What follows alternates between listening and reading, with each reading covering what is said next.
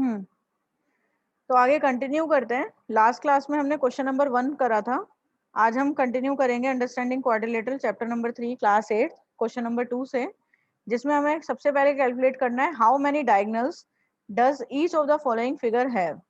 तो convex quadrilateral diagonal सबको पता है क्या होता है। डायगोनल होता है एडजेसेंट वर्टेक्स के बदले बाकी सारे वर्टेक्स से हम लोग ज्वाइन कर देंगे तो वो डायगोनल होता है। तो क्वाड्रिलेटरल के हमारे कितने डायगोनल्स है? 2। सिमिलरली हेक्सागन के भी तुम लोग निकाल सकते हो डायगोनल्स किस तरीके से, लाइक दिस। एडजेसेंट से ज्वाइन नहीं करना, बाकी सारे वर्टेक्स से यू कैन ज्वाइन। इसको भी except adjacent vertex you can join with any vertex. Okay, like this you can calculate the number of diagonals.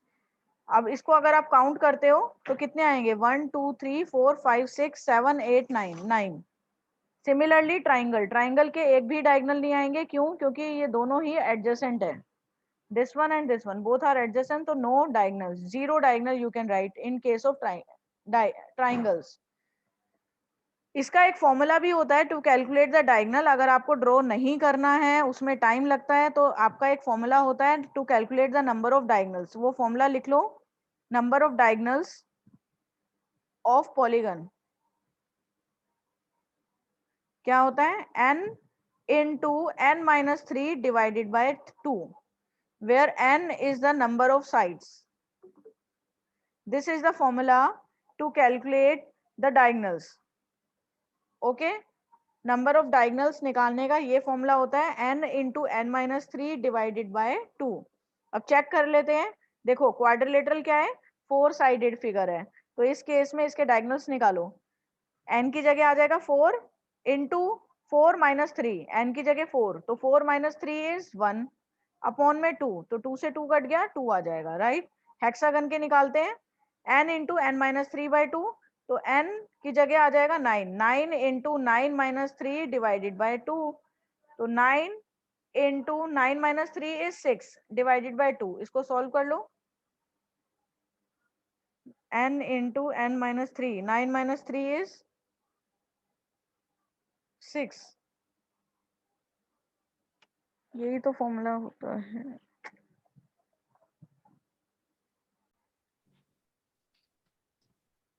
Okay, ये n9 नहीं आएगा, क्योंकि नंबर ऑफ साइड्स हेक्सागन में कितनी होती है? 6 होती है। तो 6 into 6-3/2 and it will be 6 into 3/2, 2 3 3 3 जा 9, या ऐसी ट्राइंगल के अंदर भी तुम लगा सकते हो। ट्राइंगल का फॉर्मूला, ट्राइंगल के अंदर भी n क्या है हमारा?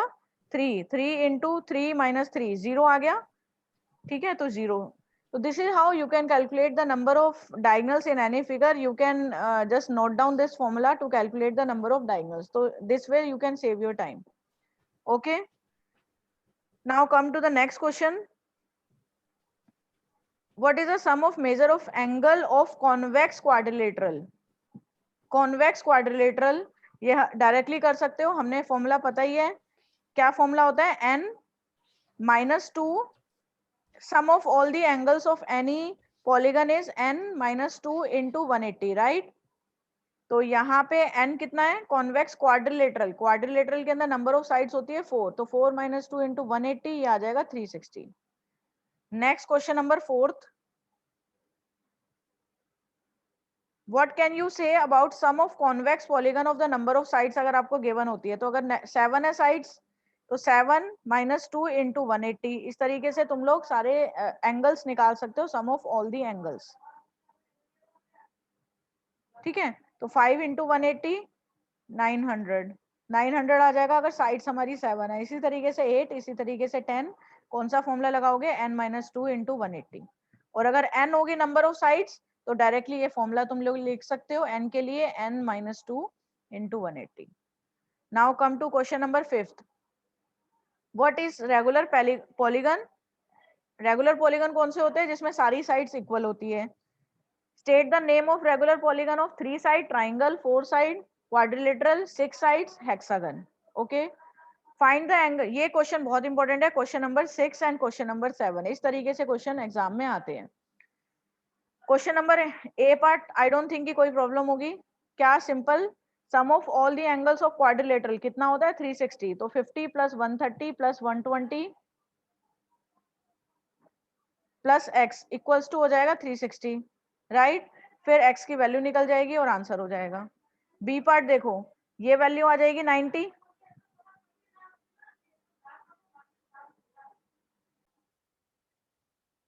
ओके। तो ये हो गया 90, क्योंकि लीनियर पेयर अगर लगाओगे तो this is 90 then this is also 90, और फिर जब ये 90 निकल गया तो सेम जैसे तुमने फर्स्ट किया था वैसे ही कर लोगे, x plus 70 plus 60 plus 90 equals to 1 equals to 360, and then you can calculate the value of x। ये 90 क्यों हुआ सबको समझ आ गया? जो ये सिंबल होता है ये 90 का होता है, तो ये एंगल 90 है, तो ऑब्वियसली ये भी 90, लीनियर पेयर हम लोगों ने क्लास 7th में करा था। Now come to question number 6 C part. इसमें आप देखो ये 70 है, तो उधर से ये निकाल लोगे लीनियर पेयर से 110 आ जाएगा।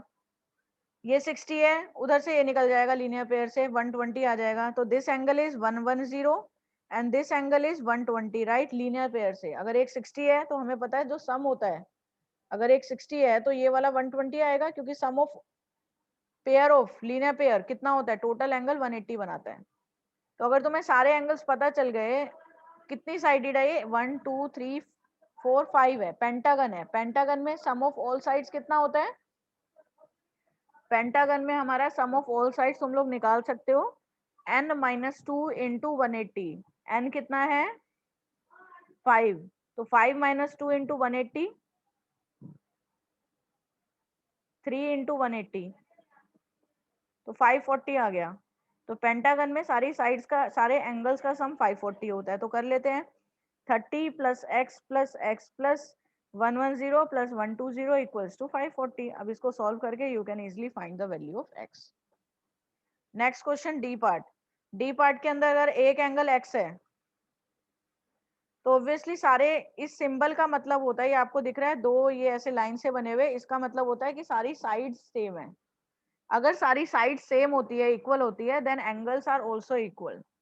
If all sides of any quadrilateral और any polygon are same, then its angle are also same. तो सारे एंगल्स भी सेम होंगे। तो अगर एक एक्स है तो सारे के सारे एक्स हो जाएंगे। तो एक्स प्लस एक्स, अब हेक्सागन में क्या होता है, नहीं ये पेंटागन ही है, 1 2 3 4 5, सारे एक्स को प्लस करोगे, पांचों एक्स को, x plus X plus X plus X plus x, क्योंकि चारों साइड सेम है, पांचों साइड सेम है, तो पांचों के पांचों एंगल भी सेम होंगे। यहाँ से तुम लोग x की वैल्यू निकाल सकते हो। Understood. Now come to question number 7। ये भी आसान है। अगर ये x है तो पहले हम लोग एक्सटीरियर एंगल की निकालनी है, तो ये निकल जाएगा लीनियर पेयर से 90, ये निकल जाएगा लीनियर पेयर से कितना आएगा 180 माइनस 30 150, ओके। सिमिलरली तुम ये वाला निकाल सकते हो, अंदर वाला। अंदर वाला कैसे निकालोगे, sum of all angles of a triangle is 180, तो 30 प्लस 90 प्लस दिस वन, इसको मान लेते हैं ए एंगल, इक्वल्स टू 180। तो ए आ जाएगा 180 माइनस 120 60, तो ये 60 आ गया। तो इसके बाहर वाला लीनियर पेयर से निकल जाएगा 120। अंडरस्टूड। सिमिलरली ये क्वेश्चन भी हो जाएगा, इस क्वेश्चन को होमवर्क में कर लेना। एक्स की वैल्यू लीनियर पेयर से आ जाएगी, फिर ये भी लीनियर पेयर से निकल जाएगा, ये वाला एंगल निकल जाएगा। कैसे, 60 plus 80 plus 120 plus this angle, इसको ए मान लो, इक्वल्स टू 360 आ जाएगा। फिर एक्सटीरियर एंगल निकाल लेना सबका लीनियर पेयर से। अंडरस्टूड। आई डोंट थिंक इसमें किसी को भी कोई डाउट होगा, काफी आसान है। आगे बढ़ते हैं नेक्स्ट प्रॉपर्टी की तरफ, ओके। फिर लास्ट में सम कर लेना, जो भी तुम्हारा एक्स वाई जेड की वैल्यू निकलेगी उसमें X plus Y plus Z कर लेना, similarly in this question also. आगे हम बात करेंगे, अभी हमने इंटीरियर एंगल्स की बात करी थी। इंटीरियर एंगल और एक्सटीरियर एंगल में पहले डिफरेंस देख लो क्या होता है। इंटीरियर एंगल क्या होता है, इंटीरियर एंगल होता है अंदर के angles, this one are interior angle. Exterior होते हैं जब हम सबका स्ट्रेट लाइन बना दे, अगर सारे एंगल्स का लीनियर पेयर बना दे, मतलब स्ट्रेट लाइन एक्सटेंड कर दे साइड्स को, तो this is exterior angles, these are the exterior angles, this one, this and this one, these are the exterior okay, तो दिस इज एक्सटीरियर एंगल्स, ये हमारे सारे तीनों एक्सटीरियर एंगल है इस ट्राइंगल के लिए। तो एक्सटीरियर एंगल इस तरीके से आपको बनाना है कि ये लीनियर पेयर बनाए, इसका एक्सटीरियर एंगल और ये दोनों मिला के एक स्ट्रेट लाइन बनाए। आप ऐसे नहीं कर सकते हो, जैसे एक ट्राइंगल बनाया आपने इस तरीके से दे रखा है, तो ये एक्सटीरियर एंगल नहीं है, this is not an exterior angle. Exterior angle का ये मतलब नहीं है कि बाहर की तरफ बने। एक्सटीरियर एंगल का मतलब है कि उस साइड को आपको लीनियर पेयर की तरह एक्सटेंड करना है कि इन दोनों का सम, मतलब this angle and this angle, ये हमारा 180 बने, स्ट्रेट लाइन पे हो। आपका है स्ट्रेट लाइन में नहीं है, तो आपको इस साइड को एक्सटेंड करना है। तो ये वाला आपका एक्सटीरियर एंगल है, this one and this one. Okay, उसी को हम एक्सटीरियर एंगल कहते हैं कि दोनों एंगल्स का प्लस करके 180 बने। तो इन दिस केस अगर हमारे एंगल 1 2 3 इंटीरियर है, तो 4 5 और 6 एक्सटीरियर है। ऐसे you can draw exterior angle of quadrilateral. अगर मैं क्वाड्रिलेटरल का एक्सटीरियर एंगल बनाती हूँ तो उसका भी आप लोग बना सकते हो। जैसे ये हमारा है क्वाड्रिलेटरल, तो इसको एक्सटेंड किया, ये वाला बन गया, like this also, clockwise anti clockwise कैसे भी। ये आपके एक्सटीरियर एंगल्स हैं, समझ आ गए। इस तरीके से आपको एक्सटेंड करके एक्सटीरियर एंगल भी बनाना आना चाहिए। जैसे आपने यहाँ पे ऐसे एक्सटेंड किया है, तो दूसरे वाले में भी आप ऐसे एक्सटेंड नहीं करोगे, समझ आई बात। इस तरीके से एक्सटेंड करोगे क्लॉकवाइज, जैसे पहले इतना कवर अप किया, फिर इतना, दिस वन दिस वन। तो एक ये पूरा सर्कल कवर अप करेगा अगर हम इन सबको ज्वाइन करें। तो ये अगर हम इन सबको ज्वाइन करें तो पूरा ये एंगल बनाएगा 360 डिग्री, जो कि सर्कल का एक पूरा रोटेशन कंप्लीट करता है। तो वो तभी पॉसिबल है कि तुम इस तरीके से क्लॉकवाइज में जाओ या एंटी क्लॉकवाइज, जैसे भी जाते हो उसी तरीके से फॉलो करना। जैसे इसमें हमने ऐसे बनाया, then straight line, then horizontal, then vertical. जैसे एक पेंटागन का भी ड्रॉ करते हैं, जैसे इस फिगर के अंदर यू कैन सी, यहां से स्टार्ट करते हैं, ये बनाया एक, फिर देखो पहले इस लाइन को एक्सटेंड किया। सिंपल सा, अगर तुम्हें ऐसे समझ नहीं आ रहा तो तुम लाइंस को एक्सटेंड करके कर लो। जैसे देखो लाइक दिस, पहले दिस ये लाइन का हमने बनाया, तो इस लाइन को एक्सटेंड किया, ये आ गया। अब इस लाइन का तो तुम ऑलरेडी बना चुके हो, अब इस वाली लाइन को एक्सटेंड करो, ये आ गया सेकंड। फिर इस लाइन को और एक्सटेंड करो, ये आ गया थर्ड। फिर इस लाइन को, सारी की सारी लाइन कवर अप होने चाहिए। फिर इसको एक्सटेंड करोगे 5, फिर इसको करोगे तो 1 हो ही गया। समझ आया। तो इस तरीके से जैसे आपको एक हेक्सागन का ड्रॉ करने हैं एक्सटीरियर एंगल्स, तो कैसे बनाओगे। पहले हम लोग इस लाइन को एक्सटेंड कर रहे हैं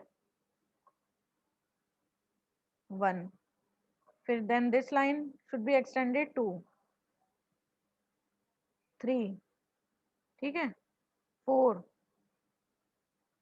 5 एंड 6। ओके, तो this is how you can draw exterior angles. क्योंकि अगर आप लाइंस के हिसाब से नहीं करोगे तो कुछ बच्चे ऐसे कर लेते हैं, समझ नहीं आता, ये 1 हो गया क्योंकि लीनियर पेयर तो बना रहा है, और ये 2 हो गया, ये भी लीनियर पेयर बना रहा है, तो देख ये गलत है, this is wrong.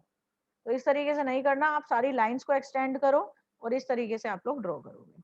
This is how exterior angles can be drawn, this is called exterior angles. ठीक है, अब एक्सटीरियर एंगल आपको ड्रॉ करने आ गए हैं, उसके बाद हम प्रॉपर्टी करेंगे एक, सम, लिख लो property, sum of sum of the measure of external angles of any polygon is 360। Interior angle में तो डिपेंड करता है, इंटीरियर एंगल में जो सम होता है वो ट्राइंगल का 180 होता है, क्वाड्रिलेटरल का 360 होता है, ठीक है, पेंटागन का 540 होता है, तो अलग अलग रहता है। लेकिन अगर एक्सटीरियर एंगल की बात करेंगे तो एक्सटीरियर एंगल में सारे के सारे एंगल्स का सम 360 होता है हमेशा, always. This is most important property, याद रखना कि एक्सटीरियर एंगल का जो सम होता है किसी भी पॉलीगन का वो 360 आता है। जैसे फॉर एग्जांपल यहाँ पे पेंटागन है, पेंटागन के ये कितने एक्सटीरियर एंगल है, पेंटागन के हैं 1 2 3 4 5, ये 5 एक्सटीरियर एंगल है। तो इन एक्सटीरियर एंगल को प्लस करके कितना आएगा, 360 हमेशा। और अगर हम ट्राइंगल का एक्सटीरियर एंगल बनाए 1 2 3, तो इनमें भी तीनों एंगल का सम कितना होगा 360। चाहे ट्राइंगल हो, चाहे क्वाड्रिलेटरल हो, चाहे कोई भी पॉलीगन हो, हमेशा एक्सटीरियर एंगल को सबको प्लस करके हमेशा क्या आता है 360 डिग्री। अब जैसे एग्जांपल नंबर 1 देखो, फाइंड द मेजर एक्स। तो यहाँ पे हमारे 4 एक्सटीरियर एंगल है, इन चारों के चारों एक्सटीरियर एंगल का सम कितना होगा 360। आसान है, तो 90 plus X plus 110 plus 50 equals to लिख देंगे 360। तो तुम x की वैल्यू निकाल सकते हो, 90 प्लस 110 प्लस 50 करके उसको 360 में से माइनस कर देंगे, ये आ जाएगा x plus 250 equals to 360, x की वैल्यू आ गई 110। समझ आ गया?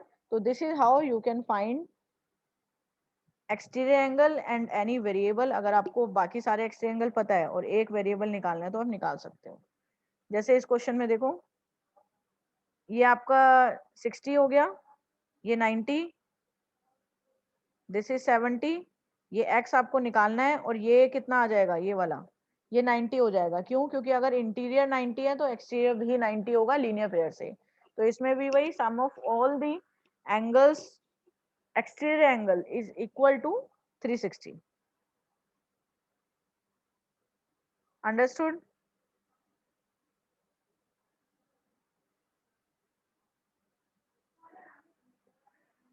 अब इसमें दो टाइप के क्वेश्चन होते हैं। एक, जब आपको एंगल्स वेरिएबल निकालना होता है, जैसे इस टाइप के क्वेश्चन आते हैं।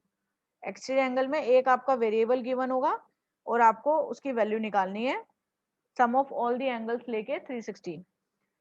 एक टाइप का क्वेश्चन आता है, जैसे ये एग्जांपल नंबर 2 है, जिसमें आपको नंबर ऑफ साइड्स निकालनी होती है। नंबर ऑफ साइड्स, अगर एक एक्सटीरियर एंगल 45 डिग्री का है तो नंबर ऑफ साइड्स निकालनी है। तो लेट कर लेते हैं, नंबर ऑफ साइड्स x है, x लेट करके करना। तो लेट, क्योंकि आप लोग लीनियर इक्वेशन कर चुके हैं तो x लेट करके आपको आ जाएंगे क्वेश्चन करने। तो लेट कर लो, number of sides is x। ठीक है, उस पॉलीगन की आपको साइड निकालनी है और आपको एक एंगल गिवन है 45 डिग्री। तो टोटल कितनी साइड्स होगी? मतलब अगर एक एंगल, जैसे अगर मान लो क्वाड्रिलेटरल है, इसमें एक एंगल 30 डिग्री है और ऑब्वियसली रेगुलर है तो सारे 30 30 होंगे, तो कितनी साइड बनेगी? समझ आया? इस टाइप का क्वेश्चन है। तो अगर एक साइड मान लो लेट कर लिया हमने, नंबर ऑफ साइड्स x है और एक angle, measure of each angle होगा ऑब्वियसली, क्योंकि सारे एंगल सेम होंगे।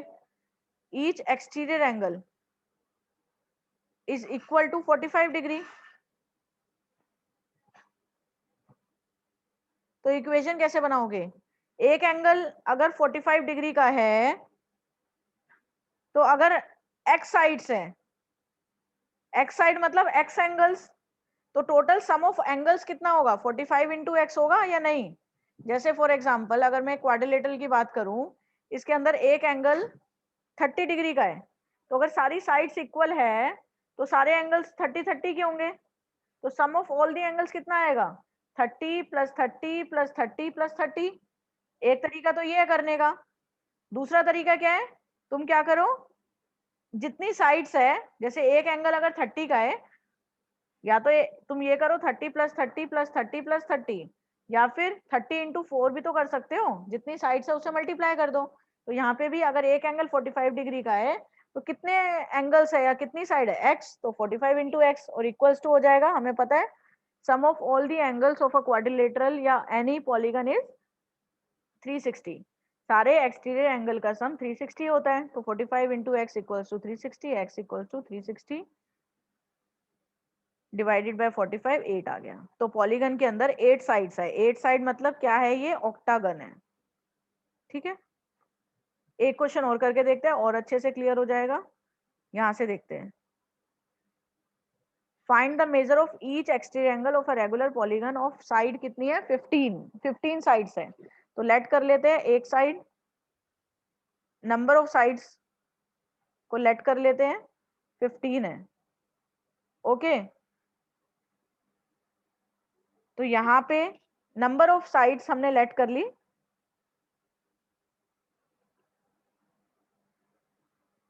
यहाँ पे आपको थोड़ा सा डिफरेंस है। इस क्वेश्चन के अंदर आपको, ये वाला क्वेश्चन है, थर्ड क्वेश्चन करो, how many sides does a regular polygon have if the measure of exterior angle is 24। तो इसमें भी वही let number of sides be X, number of sides को हमने एक्स मान लिया। तो एक एंगल कितने डिग्री का है, ईच एंगल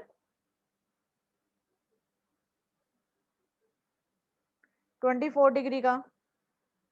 तो 24 इंटू एक्स इक्वल्स टू 360, क्योंकि सारे एंगल्स का जो सम होता है वो 360 होता है। तो x equals to 360 divide by 24। तो यहाँ से तुमने एक इंपॉर्टेंट फॉर्मूला याद रखा है, सीखा है क्या, अगर रेगुलर पॉलीगन होगा, खाली ये रेगुलर पॉलीगन के लिए यूज होता है, रेगुलर पॉलीगन होगा तो उसका एक फॉर्मूला लिख लो, नंबर ऑफ साइड्स को अगर तुम मल्टीप्लाई करोगे किससे, ईच एक्सटीरियर एंगल से, वो आएगा हमेशा 360। ठीक है, number of sides into each exterior angle equals to 360। जैसे फॉर एग्जांपल अगर नंबर ऑफ साइड्स 17 है और हर एक आपको एंगल निकालना है, तो उसको x मान के कर सकते हो, इक्वल्स टू 360, और x की वैल्यू निकल जाएगी, डिवाइड करना है। चाहे इसमें आप नंबर ऑफ साइड्स भी निकाल सकते हो और एंगल भी निकाल सकते हो। जैसे क्वेश्चन नंबर 2 में आपको एंगल निकालना है, साइड नहीं निकालनी, क्वेश्चन नंबर 2 में आपको एंगल निकालना है। तो यही सेम फॉर्मूले से करोगे, इसमें आप एंगल को लेट कर लोगे, लेट एंगल बी एक्स। तो इसी फॉर्मूले में पुट करो, नंबर ऑफ साइड्स इनटू हर एक एंगल इक्वल्स टू 360। तो नंबर ऑफ साइड्स यहाँ पे गिवन है 20, यहाँ पे गिवन है number of side 15, B part ले लेते हैं। तो 15 इंटू हर एक एक्सटीरियर एंगल कितने डिग्री का है वो आपको निकालना है, जो हमने x माना था, इक्वल्स टू 360। सिंपल सा ये फॉर्मूला आपको यूज करना है और आपका हो जाएगा, number of sides into each exterior angle equals to 360। ये सिंपल सा कोई फॉर्मूला नहीं है, ये अपने आप अभी अभी बना है, ये देखो कुछ नहीं है इसके अंदर। जैसे अगर एक एंगल 30 डिग्री का है, अगर मैं बोलूं इक्विलेटरल ट्राइंगल है और एक एंगल अगर 60 डिग्री का है, तो तीनों एंगल का सम कितना आएगा, 60 प्लस 60 प्लस 60। तो साइड से उसको मल्टीप्लाई करते हो, ऐसे निकालते थे ना, 3 इंटू साइड्स या 3 इंटू एंगल, ऐसी तो करोगे। अगर एक एंगल 60 डिग्री का है तो sum of all the angles कितना होगा, 60 इंटू 3। या फिर अगर एक एंगल x डिग्री का है तो x की वैल्यू निकालो in case of equilateral triangle. तो कैसे करोगे, 3 इंटू एक्स इक्वल्स टू 180। क्यों किया, ऐसी तो करा ना, नंबर ऑफ साइड्स 3 है, इनटू में एक angle equals to total sum. तो आप ये जरूरी नहीं है एक्सटीरियर के लिए करना है, ये तो केस है एक्सटीरियर के लिए। लेकिन अगर number of sides into each exterior angle, एक और फॉर्मूला लिख लो, अगर इंटीरियर हो तो इंटीरियर में भी यही करोगे सेम चीज, चाहे फॉर्मूला मत लिखो, इंटीरियर में भी यही सेम प्रोसेस करोगे। मतलब अगर तुम, सिंपल सी चीज है, अगर कोई भी फिगर रेगुलर हो तो नंबर ऑफ साइड्स को अगर तुम मल्टीप्लाई करोगे एंगल से, ईच एंगल से, वो हमेशा आता है sum of all the angles. ये सबको पता है, अगर तुम नंबर ऑफ साइड्स को हर एक एंगल से मल्टीप्लाई करोगे तो sum of all the angles आएगा। जैसे अगर स्क्वायर है, स्क्वायर में हमें पता है चारों एंगल सेम है, तो 4 साइड है तो एक एंगल कितने का होगा, अगर एक 90 का है तो 90 इंटू 4 करोगे, तो एक एंगल को जब तुमने नंबर ऑफ साइड से मल्टीप्लाई किया तो तुम्हारा टोटल 9 4 जा 360, तो sum of all the angles आ गया। तो सिंपल सा ये चीज याद रखना, when you multiply number of sides with each angle you will get sum of all the angles. Understood, okay. ठीक है, आगे नेक्स्ट क्लास में कंटिन्यू करेंगे इस नंबर ऑफ साइड्स को, और नंबर ऑफ एंगल्स वाले क्वेश्चंस एक बार ट्राई कर लेना। Okay, thank you so much.